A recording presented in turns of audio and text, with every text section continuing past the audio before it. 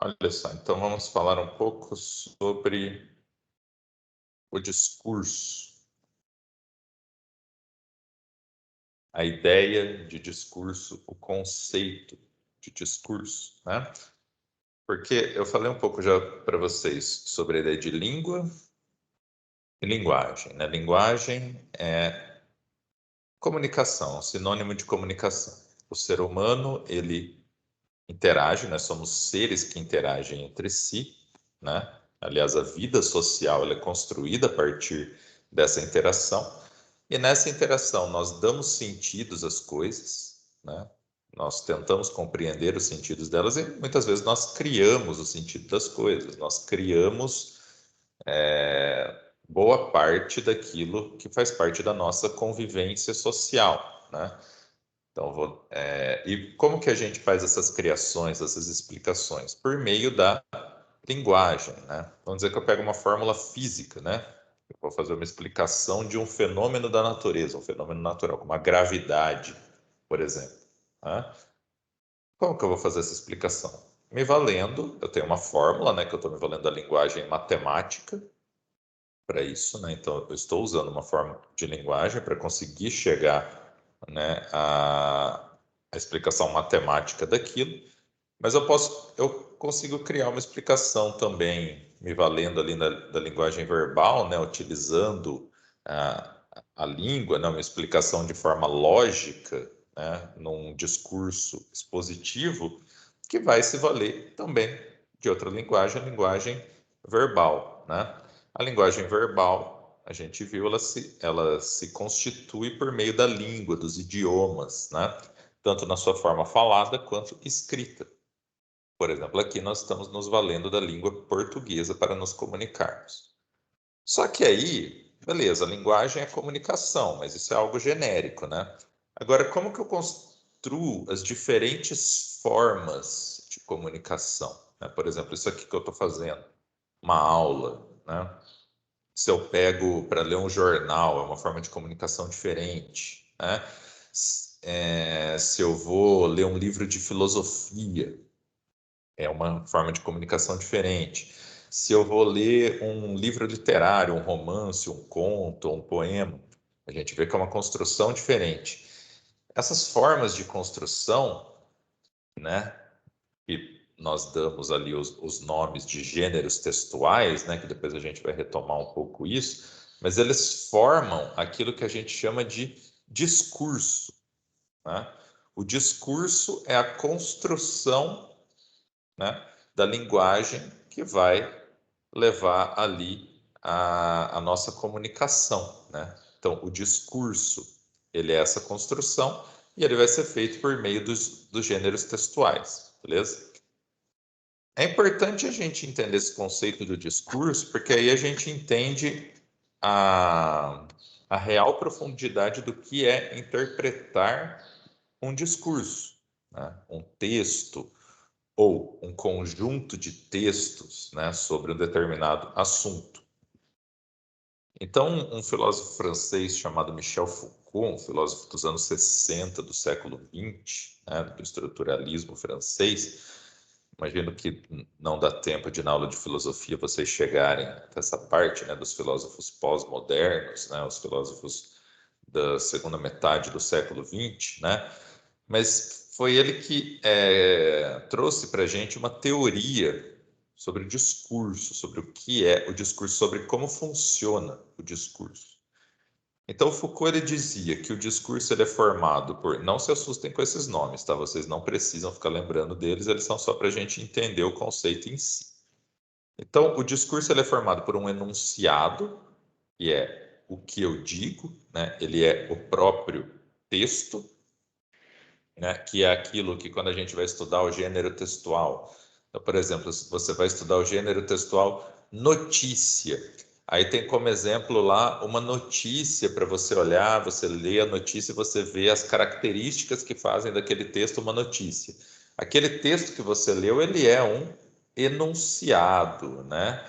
Ele é o próprio texto, que é apenas um dos elementos, né, dentro ali dessa construção discursiva. né, dentro do discurso em si. O enunciado, que é o texto, ele sempre existe dentro daquilo que a gente chama de prática discursiva, que nada mais é do que a relação entre os textos e os grupos que os produzem.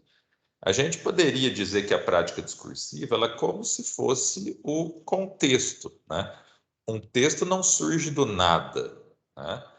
Ele tem sempre uma motivação, né? Em geral, ele dialoga com outros textos, ele dialoga com a sociedade da qual ele faz parte, né? E ele vai fazer parte ali de um debate de ideias, né? De uma argumentação, seja em que área for, né? Então, a prática discursiva ela é a relação entre os textos que existem e entre os grupos que produzem esses textos. Então, o enunciado é o texto, a prática discursiva, a gente poderia, grosso modo, assim, dizer que é como se fosse o contexto, né? Aí nós temos alguém que produz o discurso, que é o sujeito do discurso, né? O autor, mas quando eu falo autor, não autor pessoa física, né? Tipo, sei lá, eu, Rafael Borgato, vou lá e escrevo um texto, eu sou o autor daquele texto. Também, né? Se eu vou lá e escrevo um texto, eu sou o autor daquele texto, claro. Mas quando a gente vai pensar no sujeito do discurso, né, conforme o Foucault falou, a gente não pensa só na pessoa física, né? No sujeito ali que escreveu, que sei lá, se é um livro, aparece a fotinha dele lá e fala sobre ele, mas também do lugar de onde ele escreve, ou seja, qual é a sua posição dentro da sociedade, a posição a partir da qual ele escreve, né? Que isso tem muito a ver com o que hoje, não é o Foucault que criou esse termo, claro, né? Mas esse termo que existe hoje, ele vem muito dessa teoria do discurso do Foucault, que é essa ideia de lugar de fala, né? Então, sei lá, vamos dizer que estamos discutindo racismo, né? Uma pessoa branca, mesmo que seja um especialista, estudioso e tudo mais, o lugar de fala dele, a posição da qual ele fala como sujeito do discurso, vai ser diferente de uma pessoa negra que sofreu racismo na pele, por exemplo, né? Então, o enunciado, o resultado final, ele se altera de acordo com o sujeito, né, que criou aquele discurso. Assim como o enunciado também se altera de acordo com o contexto, com a prática daquele discurso, com a relação entre os textos e os grupos. Então, tanto a prática discursiva quanto o sujeito do discurso fazem parte do contexto, enquanto o enunciado é o texto em si, né? E a heterogeneidade discursiva é parecida um pouco com a prática, mas ela é essa ideia do que a gente chama de intertextualidade, né? É a ideia de que os textos eles dialogam entre si, né? Um texto ele sempre vem de algum outro e ele vai abrir as portas para textos futuros. Isso vocês veem claramente ali no TCC de vocês, né? O que acontece quando vocês estão buscando uma fundamentação teórica do que vocês estão fazendo lá? Vocês buscam o que os autores falaram. Vocês estão fazendo com que o texto de vocês, o enunciado que vocês estão criando, né, ele se relacione com outros, ele dialogue, porque o discurso ele é heterogêneo, né? Ele não existe sozinho, né? Eu não escrevo um texto e ele nasce ali e morre ali. Eu estou sempre partindo de algum lugar e no lugar em que eu deixei meu texto, se ele tiver, claro, alguma repercussão, né, se ele for lido, se ele chegar ao público, ele vai gerar, né, novos textos ali a partir dele. Então, essa é a ideia do diálogo entre os textos.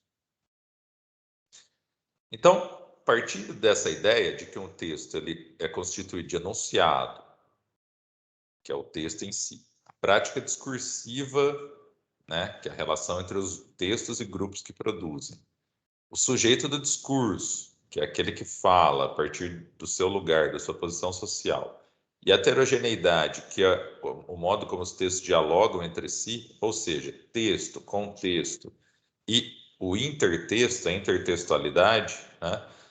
O Foucault ele nos mostra como que nós analisamos o discurso, como que nós fazemos uma melhor interpretação de um texto. Porque assim, pessoal, existem formas diferentes da gente interpretar um texto, né? Existe uma forma que é aquela de buscar as informações diretamente no texto, né? É uma interpretação mais direta e objetiva, né? Então, eu vou no texto, eu vejo o que foi dito no texto e eu faço como se fosse um resumo, né? Como se fosse uma apresentação daquilo que foi dito. Essa é uma forma de interpretação legítima, né? Mas existe uma outra que é aquela que a gente chama de análise do discurso, que é olhar para um texto e perceber as suas intenções, da onde ele partiu, por que ele disse exatamente aquilo que está escrito ou que foi falado lá. Por que que o conteúdo dele é aquele? Quais são as suas motivações?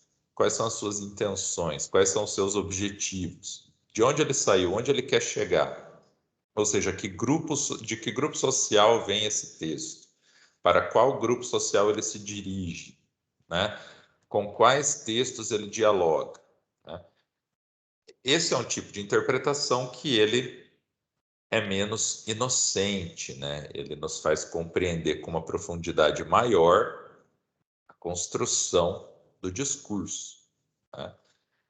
Mas o Foucault ele diz que para a gente fazer isso, a gente também não pode abandonar o enunciado, né, o texto que a gente está analisando, que a gente está olhando, e simplesmente sair analisando só, sei lá, aspectos históricos, né, ou aspectos sociais, né, ficar só analisando tudo que está fora do texto. Não. Primeiro, a gente tem que olhar dentro do texto, né? Ver o que ele nos traz. Então, ele diz: nós temos que recusar as explicações definitivas e as explicações simples, mas, ao mesmo tempo, nós também não podemos ficar buscando sentidos ocultos que estão fora do texto. A gente tem que primeiro olhar para o texto e aí ver no diálogo dele com outros textos, né? Qual é o sentido dele, o que ele quer dizer de fato. Depois eu vou dar alguns exemplos para vocês, tá? Então, na concepção do Foucault, a análise do discurso ela tem que ficar no nível da existência das palavras, aquilo que é dito no próprio texto.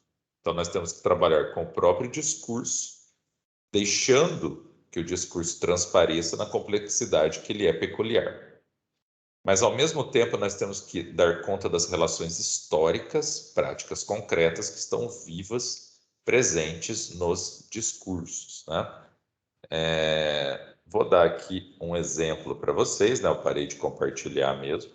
Eu vou abrir aqui só para a gente ver um exemplo, pensando em algo que a gente estudou no último bimestre, tá? Deixa eu só ver aqui. Espera aí. Opa, aqui em cima. Médio, a gente já chega lá. Então, por exemplo, a gente estudou o modernismo, né?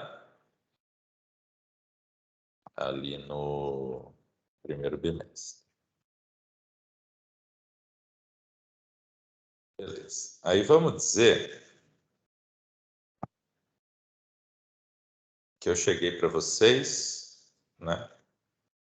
E pedi para vocês analisarem esse poema aqui, o Pronominais do Oswald de Andrade. Dê-me um cigarro, diz a gramática do professor e do aluno e do mulato sabido. Mas o bom negro, o bom branco da nação brasileira dizem todos os dias: deixa disso, camarada, me dá um cigarro. Bom, esse texto, se eu faço uma leitura dele sem uma compreensão das relações históricas, das relações sociais, né, que estão por trás dele, provavelmente a minha leitura ela vai ser um pouco mais inocente, né? Pode ser até que eu tenha aquela impressão, que é muito comum quando a gente coloca um poema como esse, ou aquele do Carlos Drummond de Andrade, tinha uma pedra no meio do caminho, no meio do caminho tinha uma pedra, né? Que ele vai meio repetindo isso. E, enfim, é um poema que ele não tem um sinal de que seja um poema muito lírico, né? Como a gente está acostumado, pelo menos, né? E aí pode ser que a reação do aluno seja, nossa, isso daí até eu faço. Nossa, que bosta, né? Não achei uma merda. Só que, para a gente analisar de fato o discurso que está aqui, ou seja, esse poema, claro, a gente não vai ficar buscando significados ocultos, mas a gente tem que nos voltar para outros textos que eles vão mostrar, né, em que contexto que surge esse poema do Oswald de Andrade, Pronominais. O título, por exemplo, ele já nos dá um bom sinal, né? O tema é o quê? A ideia dos pronomes, mas olha só, pronominais. Então, os pronomes em relação à sua colocação pronominal, né? Então, se a gente volta para outros textos, por exemplo, as gramáticas normativas brasileiras, né? Que é aquela ideia de que o português brasileiro ele precisa seguir o português de Portugal para ser falado corretamente, né? Então, a gente sabe que, de acordo com a regra da norma gramatical dessa, né, que foi colocada ali em livros dizendo esse é o certo porque vem do português de Portugal, usar o pronome depois do verbo no início de frase é a forma correta, né? Então, dê-me um cigarro, diz a gramática, do professor e do aluno e do mulato sabido. Beleza, essa seria a primeira parte do poema, né? Só que aí a gente vê que o bom negro e o bom branco da nação brasileira dizem todos os dias: deixa disso, camarada, me dá um cigarro. Então aqui ele pega um aspecto que está no texto ali, né, das gramáticas normativas, né, que tentam trazer a norma culta, mas ao mesmo tempo ele vai pegar um outro texto que é o discurso do dia a dia, fala cotidiana, em que no português brasileiro, desde há muito tempo, nós usamos sempre o pronome antes do verbo.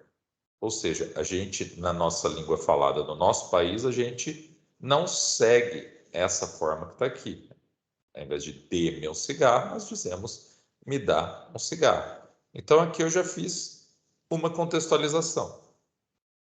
E segunda contextualização que eu posso fazer? Se eu pego os manifestos, né, da primeira geração modernista brasileira, que vocês viram na aula que eu postei lá sobre esse tema, né, vocês vão ver que o modernismo, né, ou seja, em outros textos, que é o texto dos manifestos, né, a gente vê que o modernismo brasileiro, a primeira geração pelo menos, ela se opõe justamente a essa normatização, esse academicismo, essa ideia de um uso de uma norma culta que não faz parte do português brasileiro, pela escola poética do parnasianismo, ali do fim do século XIX, que entra um pouco do início do século XX no Brasil.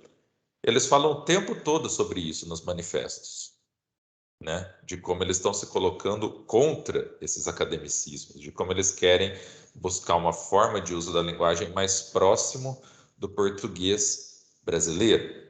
Então, aí nós conseguimos ver que não só esse poema ele está se referindo, né, a essa ideia da variação linguística, do que nós hoje chamamos de variação linguística, né, de que existe algo que é preconizado pela norma culta, mas existe uma outra forma que é usada na língua do dia a dia, né, do nosso país, que não é Portugal, né, usa a língua portuguesa, mas não é Portugal. Mas, ao mesmo tempo, esse poema ele traz claramente uma crítica a essa ideia do academicismo, do parnasianismo, tanto nessa ideia da colocação pronominal, quanto na própria organização dos versos, que eu não preciso nem contar aqui a escansão das sílabas poéticas. Vocês veem, pelo tamanho dos versos, pela diferença, já é bastante óbvio, né, que eles não seguem um esquema fixo, né, uma metrificação fixa. Ou seja, e ele é um verso também que não apresenta muitas rimas, né? Mal apresenta, na verdade, né? Então seria aquilo que a gente chama de verso livre e o verso branco, né? Então, totalmente diferente daquilo que preconiza a poética clássica, a poética que o parnasianismo busca seguir. Então, nós temos essa questão da variação linguística, essa questão da crítica ao parnasianismo. E se nós também vamos analisar, né, os textos ali, pensando na época, né, se a gente vai ver essas relações históricas do período, né, nós vemos aqui, ó, a ideia, né? Primeiro o professor e o aluno, mas ó, a citação mulato sabido, bom negro, bom branco da nação brasileira, né? A gente vê que como o modernismo ele tem essa busca por pensar a cultura brasileira, né? Ele tem uma preocupação em apontar os representantes, né? O que ele considera ali como os representantes dessa sociedade brasileira. Então, uma sociedade formada por brancos, por negros, pelo que na época se chamava de mulatos, né? Hoje a gente usa o termo pardo, na verdade, porque mulato vocês sabem que tem uma questão meio pejorativa aqui, né? Da mula, cor da mula, né? Mas enfim, mas que na época era a palavra que se utilizava. Então, olha só, é como se ele trouxesse uma síntese da própria formação da sociedade brasileira aqui dentro, né, do seu poema. Então, um poema que vai falar sobre a colocação pronominal, se eu for fazer uma análise mais inocente. Mas não é só sobre isso, né? Ele vai falar sobre essa ideia da variação linguística, do português brasileiro, da linguagem coloquial, é uma crítica ao parnasianismo e, ao mesmo tempo, é uma referência a o que de fato forma a cultura, a sociedade brasileira, beleza? O que eu fiz aqui? Eu fiz uma interpretação, mas essa interpretação, ela foi... Eu parti do que o texto traz, claro, eu me baseei no texto, eu me baseei no que está escrito, mas eu fui além, eu fui para a análise do discurso, eu analisei o que está sendo feito aqui, entendeu? Por meio de outros conhecimentos que vêm de outros textos. Claro, eu não fiquei aqui citando, trazendo os outros textos. Se isso fosse um trabalho, sei lá, uma monografia, né, em uma disciplina de pós-graduação, por exemplo, aí eu iria, tudo isso que eu fiz aqui, eu iria fazer com várias citações. Mas entendem, eu consegui fazer uma explicação mais aprofundada porque eu analisei esse discurso a partir das suas relações históricas, da sua heterogeneidade discursiva, da sua prática discursiva e da ideia do sujeito do discurso, né? Um autor modernista, olha só, eu falei sobre os manifestos, né? Eu falei do lugar de onde ele escreve, o seu lugar de fala, a sua posição ali dentro da sociedade como um poeta de uma geração de vanguarda, né? Na arte brasileira, certo? Então, isso é um exemplo, né, do que nós podemos chamar de uma forma de análise do discurso, tá? De analisar o discurso, beleza? Vamos seguir aqui, e depois eu abro aí para perguntas. Olha aqui, então, um outro exemplo. Se eu vou analisar textos da mídia, né, que é uma forma muito comum, aliás, de fazer análise do discurso, se você pegar trabalhos de linguística, né? Uma análise dos textos da mídia, ela não pode se basear, quer dizer, ela até pode, né? Mas o ideal é que ela não se baseie na mera leitura da notícia ou da reportagem, né? Se eu vou analisar de fato o discurso, eu preciso compreender o contexto em que ele surge, qual é o sistema de crenças, o imaginário social que o criou, né? Vamos dizer que eu vejo algo que é muito comum, né? Pego revistas ou hoje em dia sites ou perfis do Instagram que são voltados para adolescente e eu tenho ali discursos que são sempre voltados naquela coisa da dieta, né? Fique com seu corpo em forma, deixe o corpo perfeito para o verão. Enfim, esse tipo de coisa. Vocês já devem ter visto isso por aí.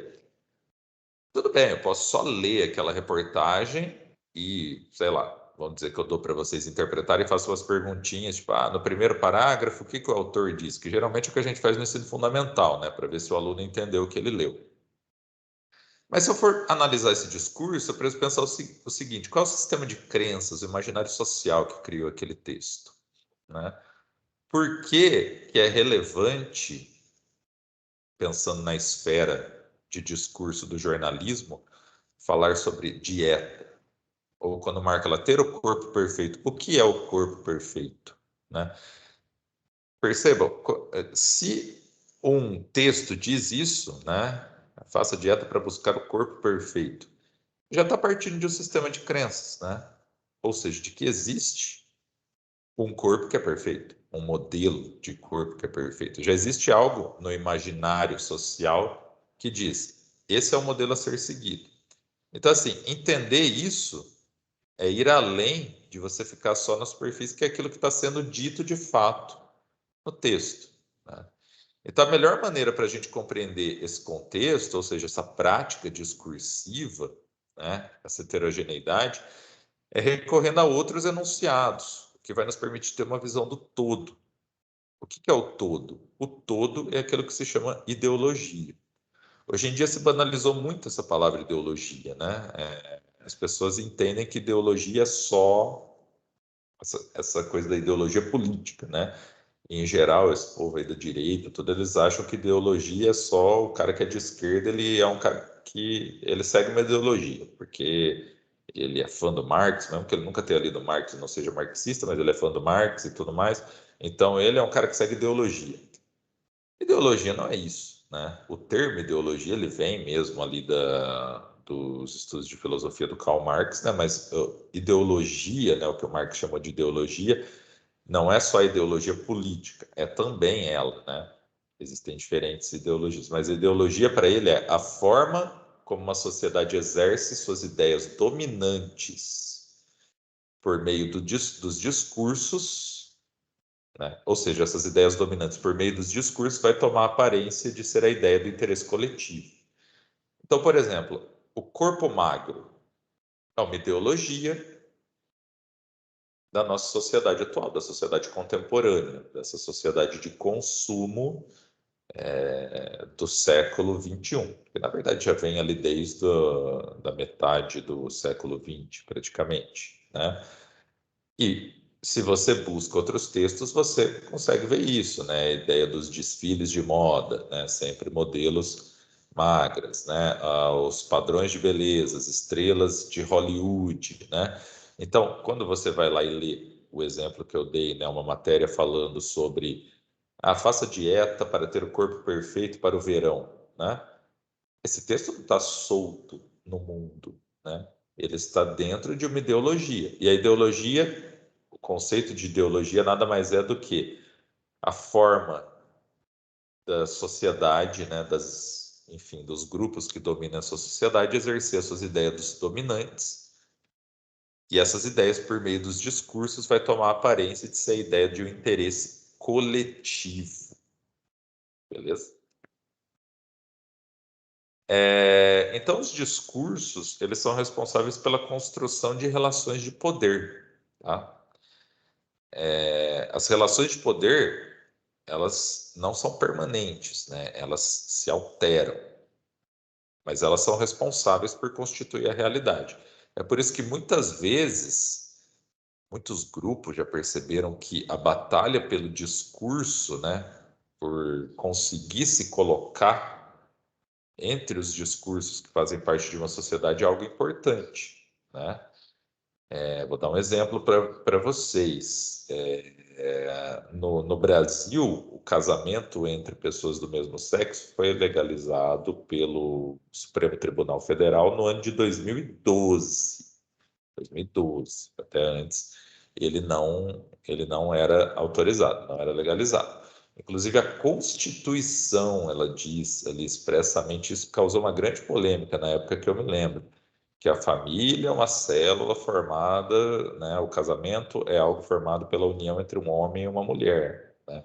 Ou seja, a Constituição já trazia no seu texto, né, uma ideologia, ou seja, um discurso tentando naturalizar algo que é uma relação de poder, né? Que é um grupo colocando a sua prática como se fosse a única possível. O que aconteceu? Isso também vem desde ali dos anos 60, né? Mas ganhou bastante força nesse início do século XX, né? Os grupos de defesa dos LGBTs, né? Desculpa, eu nunca sei em que pé está a sigla inteira, então eu vou parar no LGBT, depois, se alguém quiser, me lembra qual da sigla inteira do grupo, tá? Mas, enfim, grupos de defesa, né? Dos LGBTs, eles começaram a perceber que não adiantava só ficar vivendo a vida deles ali num canto, tudo, e exigindo ali uns poucos direitos. Eles precisavam se colocar, né, ali na ordem do dia, né, se colocar socialmente e mostrar que eles não eram ali. Não existia um motivo para eles terem o estigma que eles tiveram no passado, né, como chegaram a ser, né, acusados socialmente de serem aqueles que propagaram o HIV pelo mundo, por exemplo, né? Então eles perceberam que eles precisavam mostrar que eram ali pessoas normais, que tinham ali os seus interesses, que, enfim, então eles começaram a conseguir entrar, né, com o seu discurso em alguns meios, né? A internet ajudou muito nisso. A internet ajudou muito a trazer outros discursos além dos oficiais para ser compartilhado com as pessoas, né? E aí eles foram mostrando que eles poderiam ter direito a se casar, que isso não teria nenhum problema. Por exemplo, eles não poderiam, sei lá, ter filhos entre si. Beleza, mas eles poderiam adotar, poderiam arrumar uma barriga de aluguel. E aí foi surgindo assim vários exemplos de casais homossexuais que já viviam juntos há muito tempo, etc, etc, etc. Mas o que é isso que eu estou falando? É uma forma de você conseguir fazer parte do discurso. Talvez você não seja o discurso oficial de cara, talvez não, mas você consegue se colocar de uma forma que o discurso do seu grupo, que pode ser um grupo marginalizado no início, ele começa a ser compreendido. E a partir do momento que ele é compreendido, ele pode, né, alterar essas relações de poder. Por isso que eu digo, as estruturas não são permanentes. Hoje, o casamento entre pessoas do mesmo sexo, ele é permitido. Hoje é permitido que uma pessoa, se ela quiser, ela mude de sexo, né? Por que isso acontece? Porque as estruturas não são permanentes, né? Mas como que isso acontece? Do nada alguém chega e fala, beleza, agora isso pode. Não, em geral isso é uma disputa, uma luta. E essa disputa se dá por meio do quê? Dos discursos, que é a forma que nós temos de nos comunicar, de expressar ideias, de debater, de argumentar. É a nossa prática social. O discurso é uma prática social que ela se produz em razão das relações de poder. Então, quando eu falo em linguagem, no discurso, no texto, no enunciado, ele não serve só para descrever a realidade, só para explicar as coisas. Mas, além disso, ele faz isso também, mas além disso, ele dá forma à realidade e ele estabelece o que a gente chama de relações sociais, né? Esse exemplo que eu dei é um deles, tá? Você teve ali, historicamente, sempre, né, os homossexuais sendo colocados como párias da sociedade, como figuras a serem excluídas, né? Vocês vão encontrar muitos exemplos de pessoas que eram homossexuais, mas até se casaram, tiveram filhos porque não eram aceitos, né? A ideia que existia antigamente ali da cura gay, né? Psicólogos podiam oficialmente, né, se alguém chegasse lá, dissesse que era homossexual, fazer um tratamento para ele deixar de ser homossexual, né? Inclusive, a homossexualidade era considerada uma doença pela OMS até os anos 90. Como que isso muda? Do nada, né? Alguém estala o dedo e fala: opa, agora estamos aceitando. Não. É porque, por meio dos discursos, dessa prática social, as relações de poder podem se alterar, porque não são estruturas permanentes. Por quê? A realidade não está pronta. Nós criamos a realidade por meio dessa nossa interação, dessa nossa troca de ideias, desse nosso debate, e aí e que ideias diferentes vão se colocando. Algumas já estão em um lugar de prestígio, porque elas são as ideias de grupos dominantes, mas as outras podem se colocar. Hoje, com a internet, né, algumas ideias que não fazem parte do discurso oficial, por exemplo, né, da relação, daquele que está no topo da relação de poder, elas conseguem, com muito mais dificuldade, claro, ir se organizando para conseguir mostrar para a sociedade que, olha, essa ideia ela é válida também. Né? Então, as regras de formação dos conceitos, elas não estão na mente dos indivíduos, mas elas estão nos próprios discursos, né? Ou seja, não é individualmente que a gente compreende a realidade, que a gente cria a realidade, que a gente estabelece as relações sociais, mas a gente convive com esses discursos e é por meio deles que a gente cria, recria, interpreta, altera, né, o real, a sociedade, as relações de poder. Então, interpretar os discursos, compreender os discursos, analisá-los de forma a compreendê-los, é compreender a realidade e ser capaz de entender os processos que a formulam. Beleza? Bom, gente, sobre isso, né? Por hoje é isso daí. Eu vou parar aqui de gravar e ver se alguém tem dúvidas para trazer.